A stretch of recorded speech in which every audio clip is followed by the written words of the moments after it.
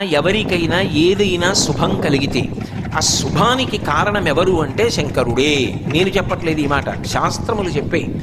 శుభములన్నీ కుప్పలు తెప్పలుగా ఆయన పాదముల దగ్గర పడి ఉంటాయిట. ఆయన అనుగ్రహించాడు అనుకోండి, ఓసారి ఇలా అంటాడు అంటే అది ఎగిరి వెళ్ళి ఇంటికి తోరణంగా పడుతుంది.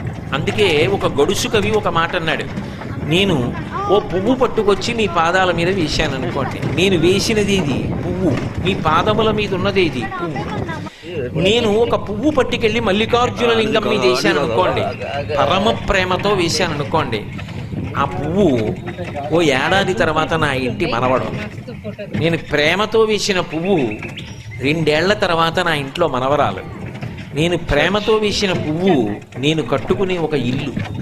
నేను వేసిన పువ్వు నాలో కలిగేటటువంటి భక్తి.